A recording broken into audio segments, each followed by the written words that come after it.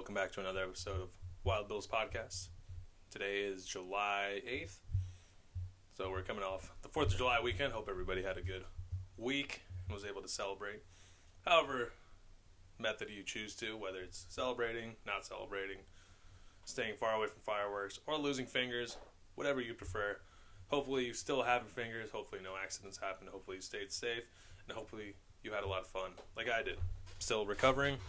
Still can't really use my voice to its full projection.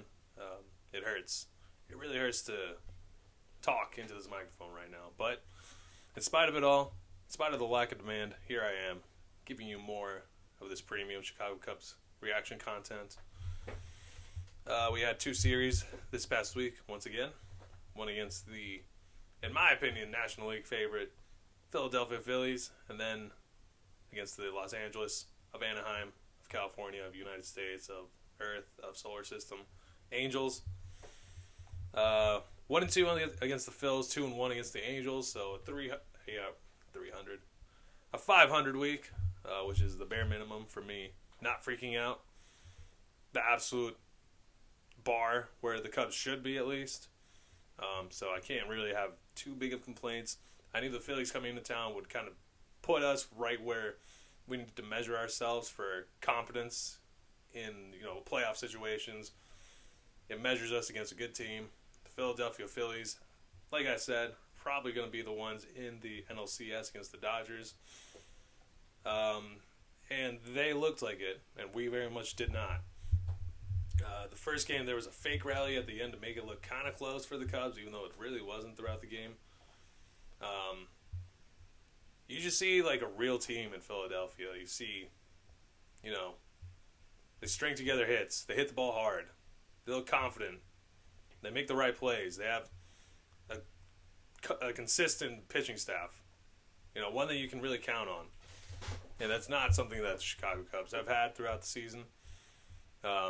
First two games we lost, and then we were able to salvage. At least not getting swept on the 4th of July, which was nice to see. I was able to crack open a nice little brewski in the 9th inning and kick off my 4th of July with a happy little win. And we blew them out. Every team has one of those days. I guess that was one of the days for the Phillies.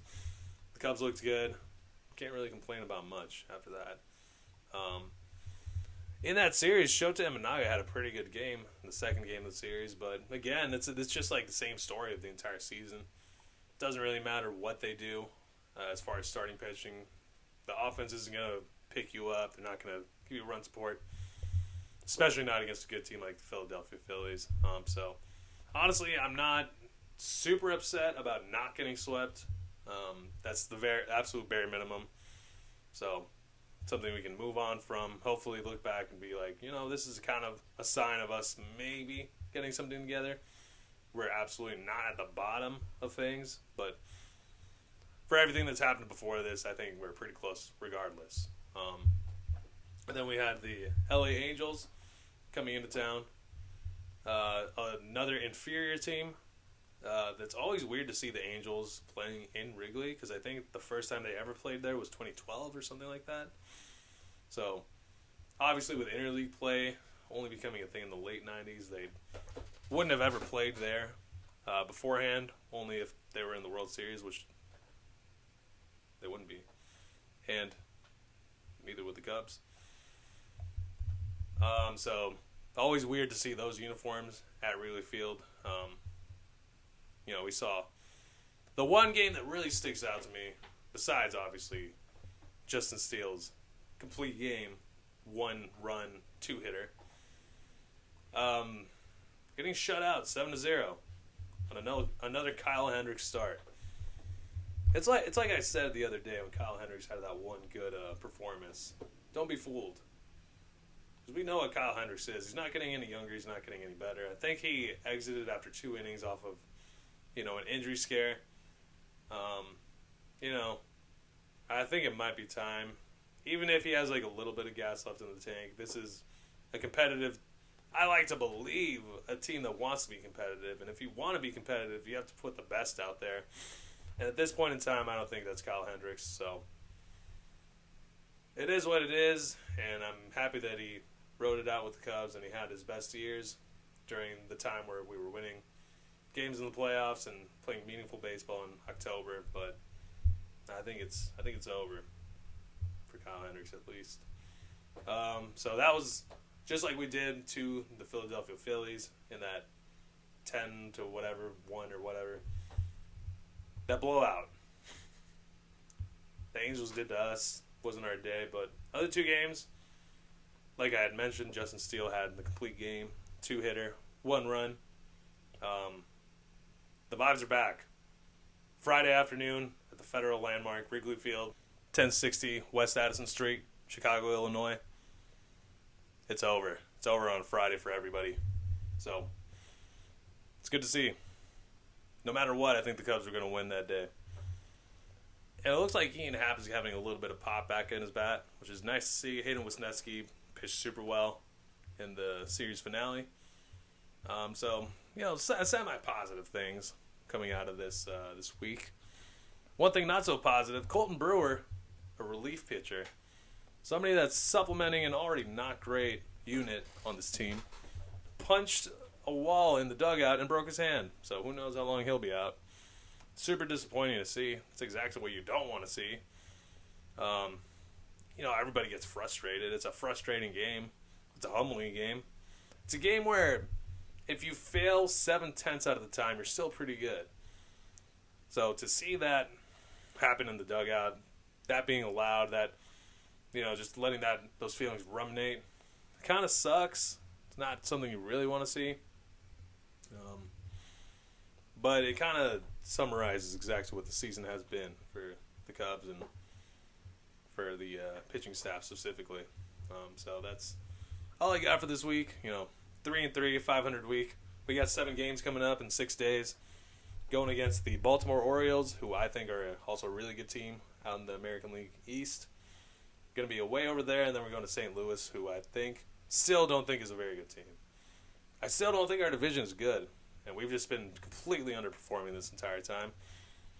Got 3 in Baltimore, playing 4 games in 3 days in St. Louis, a doubleheader on Saturday, which is great. Love to see it. Hoping for a sweep against St. Louis, and I would absolute wishful thinking is 2 out of 3 against Baltimore. I'm not sure if that's really going to be possible. They haven't announced any of the probable starters coming up for any of the games coming up this week. But we'll see. I'm hopeful. In spite of everything that's happened this season, in spite of all the negative vibes, all the terrible headlines, all the bad looks, the bad games, I still want the Cubs to be good. Do I believe in them? No. But do I want them to be good? It's like I'm saying for the last 20 seconds. So, up to this point, 42-49, 11 games behind in last place. Definitely not where you want to be, but, they say there's 2 seasons before and after the All-Star game. Speaking of which, Shota Imanaga, first ever All-Star game. I think he definitely deserves it. Happy to see him having such a great rookie campaign. Somebody that you really want to build around. 2 guys that I trust are Justin Steele and Shota Imanaga, so it's nice to have them on the team. Not so nice to have some others on the team. So that's just about all I got for the Cubs this week. I lost interest in the soccer stuff, so really not going to touch on it, not going to waste my time on it. I got other things going on. I got family coming into town. I got to plan all that out. The Chicago Bulls made another move. They traded DeMar DeRozan over to Sacramento Kings. They got 2 draft picks and 1 player. I don't really know who that is. If you're going to blow it up all the way. It's about time that we just suck for a little while. Suck all the way so that we're not, just waiting around for the play-in, seeing if maybe they get the chance to play the number 1 seed and they get destroyed. I don't really know which direction they're going, but whatever they were going in during the season, definitely not where you want to be at. Definitely not a place that I want to head to. People have been blasting them for not making these moves in season and getting a little more value, and I'm kind of coming around to that camp. Because, why not just move Andre Drummond, get something in for return? Andre Drummond still has some value to him, but I think he walked for nothing, which sucks. You could have gotten more for DeMar DeRozan to a team that maybe had to retool for the playoffs. Could have gotten more for Alex Caruso, too. I'm cool with Josh Giddey. whatever. If he can grow in the team, that's cool. If he can, grow up and start dating girls that you can date, not be weird about it, that'd be cool. But yeah, Bulls, if you're going to be bad, suck all the way. Then we're less than a month away from the Bears being on Hard Knocks. Super excited to see that.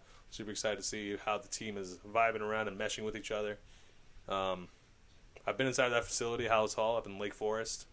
So I'm excited to see how things have changed and see how they're using it all to their benefit. Hoping to see some encouragement coming out of that team. They do also drive my mental health as much as the Chicago Cubs do. So that's all I got this week. I've been doing a lot of driving this past week, and I've got a proposed law for the state of California. My Proposition Wild, is to have every single driver retake their driving test with a driving teacher, driving officiator, whatever you want to call it, from a different state. So I'm a firm believer that any other state is much better drivers than what we have here. It's really hard to articulate all these feelings that I have for California drivers while still maintaining my G-rated podcasting style. I don't want to say bad words, but these drivers really pushing my limits. Genuinely, I think that would be a good idea. People out here don't use their turn signals, and it's almost been a cause for disaster. So if you're out there in California, your blinkers are there for a reason. Do it for me. Can you say no to this face? I don't think so. Be messed up. So that's what I got this week. Looking forward to seeing how the Cubs can build on this success. And hoping they make me happy. Because if they don't, I'll be sad. Till next time. It's over.